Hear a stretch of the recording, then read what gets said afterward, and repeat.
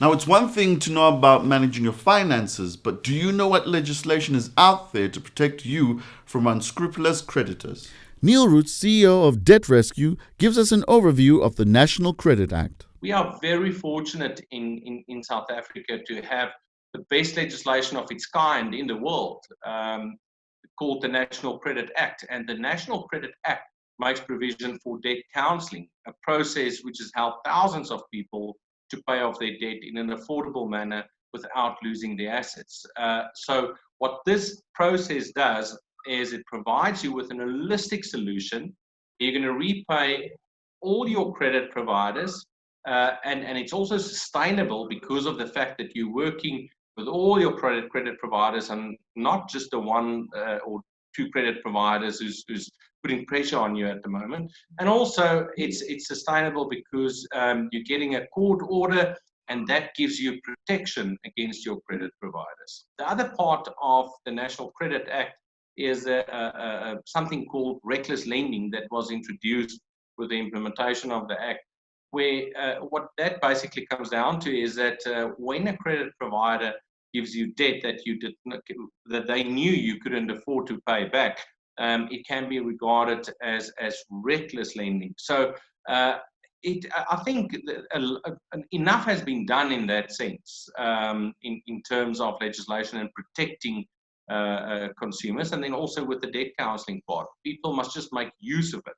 But what is very important, and a big problem that we're facing in South Africa, is the financial illiteracy of South African people. We're just not financially literate. And because of that, we're taking out all this debt that we do not really need or cannot really afford.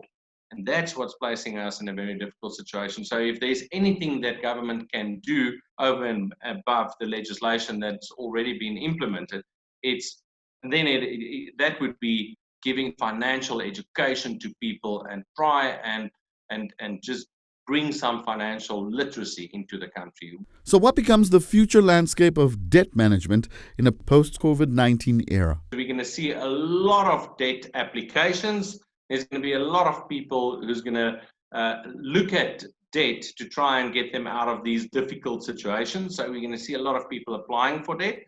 But we're also going to see the credit providers starting to obviously decline these loans, and they're not going to be as nice as they were during COVID, and they're going to get realistic, and they're going to start collecting very hard on their debt. Because remember, like I said earlier on, the banks and the credit providers have got shareholders, and the main purpose of these businesses, because it's businesses, they have to make money.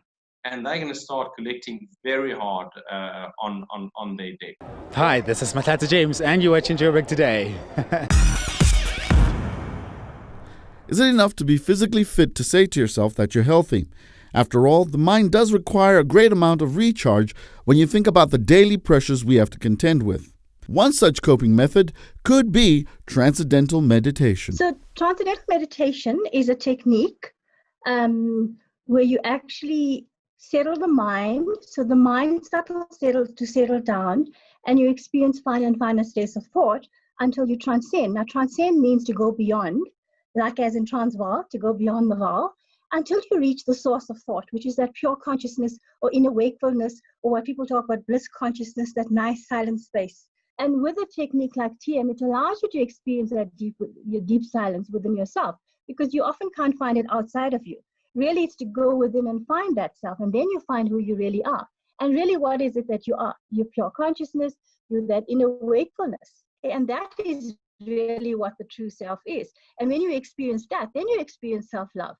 So it's not love that we would talk about love for a spouse, but it's just that feeling of feeling fulfilled and self-fulfillment and acceptance. And you accept yourself for who you are. So it's not a self-analytical technique where you're actually working through all your issues, because the stress is naturally released. And when you actually release stress, you're actually very happy. And you're a nicer person. You're a better mother. You're a better father. All aspects of your life start to improve because you feel good about yourself. Hi, I'm Danny Glover, and you're watching Joburgtoday.